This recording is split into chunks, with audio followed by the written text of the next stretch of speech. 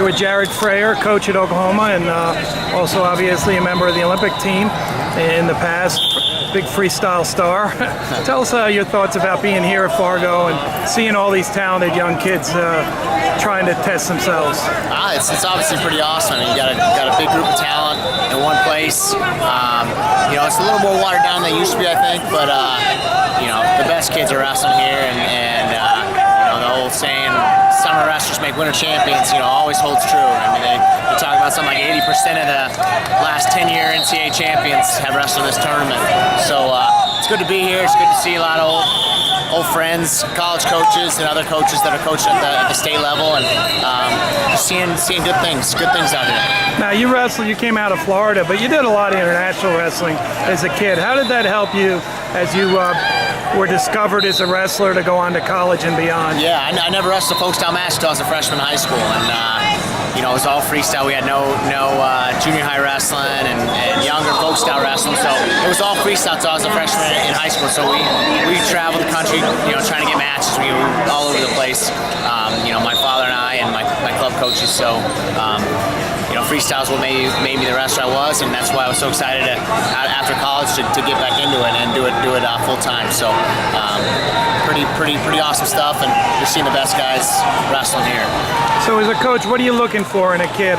Obviously, these are motivated kids to give up their summer to check. I mean, are these the kind of guys that are going to be Division I wrestlers just by being here and testing themselves? Most definitely. I think with the new rules, you're seeing where guys don't have to risk a front headlock. They can take their 2 points and get the takedown that way. So it's a little bit more like folk style. And these new rules are awesome. We're seeing the points flying all over the place, and that's exciting. So the guys are looking to score points, and not just freestyle wise. Getting the good takedowns, the clean attacks, being offensive and still scoring, not relying on their front headlocks, their defense, and definitely working at all times, looking for their progression from the takedown to the turn and that type of stuff. So we're seeing a lot of that. The best guys are doing that right now. Let's talk a little bit about the Sooners. You guys are going to have some athletes that were out last year back in the lineup, and what's the prospects for the team? Obviously, you've got kids that have high goals.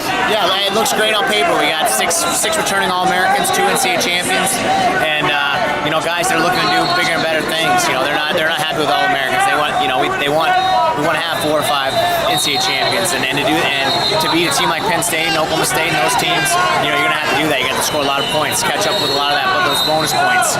So we look great on paper. Our summer's been great. Our guys are there training year-round, and that's what our system's about. It's year-round.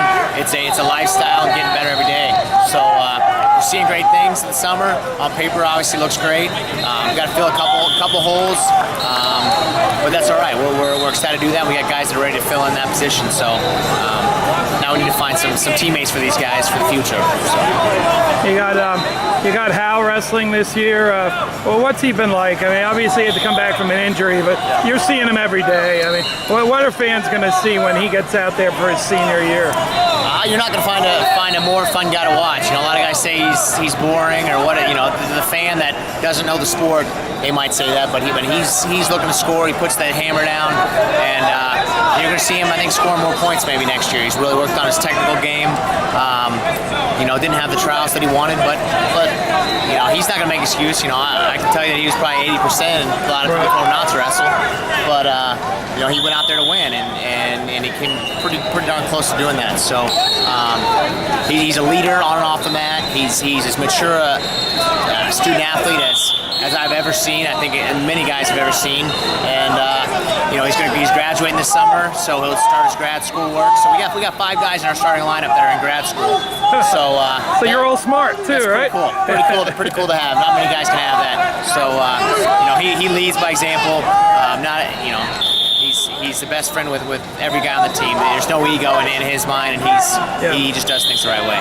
So Mark Cody's been down there a few years. Do you feel like the program now has his stamp on it? I mean, you've been around past Sooner teams, and he was really a highly regarded coach when OU hired him. What's just shaped of the program, and how's Mark made a difference?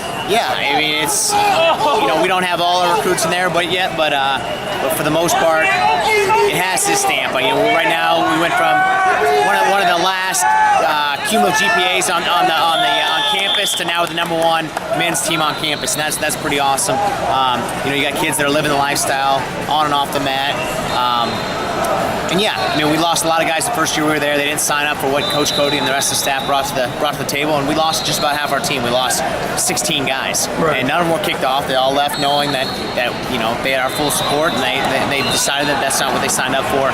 So now we got a smaller group, but guys that know what they're in for and are doing the right things. Well, I really enjoyed visiting with you, Jared. Hopefully you get a few more blue chippers just by being here, right? Yeah. Yes, that's the plan. Outstanding.